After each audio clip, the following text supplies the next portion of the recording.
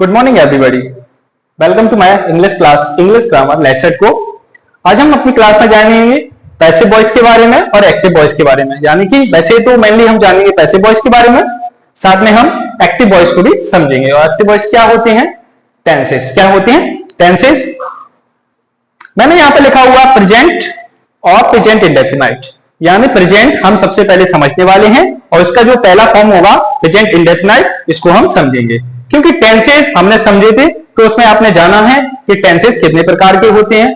तो अब हम समझेंगे पैसिव वॉइस को। तो सबसे पहले हम किसको समझने वाले हैं? प्रेजेंट को। और प्रेजेंट का जो पहला फॉर्म होगा प्रेजेंट इंडेफिनाइट, इसका हम पैसिव वॉइस आज समझेंगे। तो ये है प्रेजेंट इंडेफिनाइट। प्रेजेंट इंडेफिनाइट का हम एक्टिव वॉइस भी समझेंगे और पैसिव वॉइस भी समझेंगे। तो आइए समझते हैं। तो मैंने यहां पर लिखा है स्ट्रक्चर एक्टिव वॉइस का और यहां पर लिखा है पैसिव वॉइस का। सबसे पहले जो स्ट्रक्चर लिखा हुआ है वो है अफर्मेटिव का। किसका है ये? अफर्मेटिव का। अफर्मेटिव, ये भी इसी का भी अफर्मेटिव। यानी हम पैसिव वॉइस आज समझने वाले हैं प्रेजेंट इंडेफिनाइट, जिसका हम अफर्मेटिव वर्जन समझेंगे, एक्टिव वॉइस का भी और पैसिव वॉइस का भी।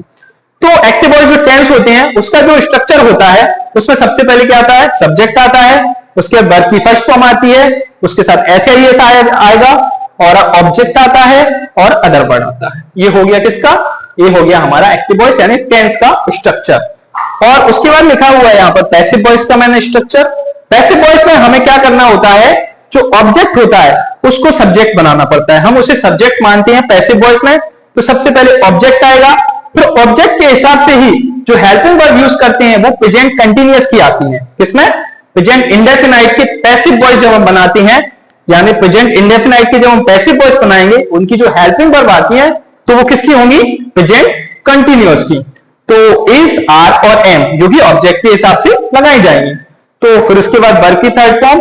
पैसिव वॉइस में क्या आता है? वर्ब की थर्ड फॉर्म का यूज किया जाता है, आप इस बात का ध्यान रखेंगे। उसके बाद ऑब्जेक्ट सेकंड आएगा यहाँ पर। कौन सा ऑब्जेक्ट? Second object. इसकी बात मैं बाद में करूंगा, इसको मैं बाद में समझाऊंगा। उसके बाद आता है बाय और उसके बाद आता है इसमें सब्जेक्ट और लास्ट में आता है अदर वर्ड। आप समझ गए होंगे। तो आप क्या करेंगे? इसका एक एग्जांपल देखेंगे यहां पर।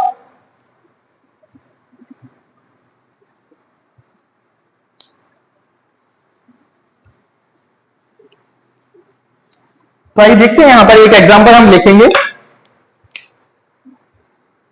वह है एक पतंग उड़ाता है। मैंने एग्जांपल लिखा है, किसका लिखा है? ये एक्टिव वॉइस का। किसका? एक्टिव, उसका वो भी हिंदी में। देखते पहले हम ट्रांसलेट में करेंगे, हम इसे एक्टिव वॉइस में ट्रांसलेट करेंगे। ओके, तो वह के लिए क्या आता है? ही आ गया। उसके बाद क्या आएगा? हमें पता है वर्ब, वर्ब उड़ाना, तो वो होता है फ्लाई। फ्लाई। अब ध्यान रहना, यहां पर एसआईएस आएगा अगर ये सिंगुलर है, तो यहां पर ये सिंगुलर है तो एसआईएस आएगा। तो वाई लगा हुआ है, तो वाई जब लगा होता है तो नियम के अनुसार, रूल्स के अनुसार यहां पर वाई हटकर आईईएस हो जाएगा। क्या हो जाएगा? आईईएस। तो ही फ्लाइज। उसके बाद ऑब्जेक्ट आएगा a kite. He flies a kite. तो आप बेहतर समझ गए होंगे। और यहां पर क्या आएगा? Full stop. Okay, he flies a kite. अब देखना, ये था एक्टिव वॉइस। अब इसका पैसिव वॉइस कैसे बनाएंगे? तो पैसिव वॉइस हम इसका बनाएंगे तो सबसे पहले ध्यान देंगे किस पर? ऑब्जेक्ट पर। तो ऑब्जेक्ट आ गया सबसे पहले अ काइट। क्या आ गया? A kite. ओके, और उसके बाद देखना इसमें हेल्पिंग वर्ब कौन सी लगने वाली है? हेल्पिंग वर्ब मैंने कहा था प्रेजेंट कंटीन्यूअस की। किसकी? प्रेजेंट कंटीन्यूअस की। तो प्रेजेंट कंटीन्यूअस अ काइट, यानी सिंगुलर है तो सिंगुलर के लिए क्या आएगा? इज। क्या आएगा? इज। फ्लाइज। फ्लाइज मतलब फ्लाई। फ्लाई यहां पर वर्ब थी। फ्लाई का जब यहां पर वर्ब की थर्ड फॉर्म होगा तो क्या हो जाएगा? फ्लोन। क्या हो जाएगा वो? Phloem. Third form a kite is phloem.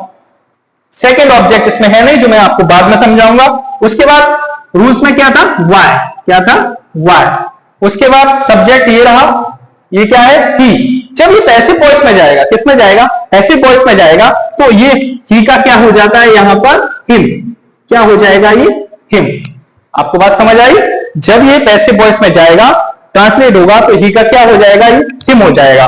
अब जो हमारे सब्जेक्ट होते हैं उनकी जो प्रोनाउंस होती हैं, प्रोनाउंस आप जानते होंगे, ही, सी, इट, दे, व्हाटएवर, और भी जो भी होती हैं, वो जब पैसिव वॉइस में उनको हम ट्रांसलेट करते हैं तो अलग ही मोड में चली जाती हैं। जैसे ही का हिम हो जाता है, दी का देम हो जाता है। मैं आपको ये यहां पर नोट करवा दूंगा। तो आपको आई थिंक ये बेहतर समझ आया होगा कि पैसिव वॉइस बनाते कहते हैं। पैसिव वॉइस में सबसे पहले रखा जाता है ऑब्जेक्ट, अ काइट, उसके बाद हेल्पिंग वर्ब, वर्ब की थर्ड फॉर्म बाय, और उसके बाद सब्जेक्ट। मैं इसके आपको और एग्जांपल्स दूंगा जो कि नेक्स्ट वीडियो में दूंगा। Thank you very much.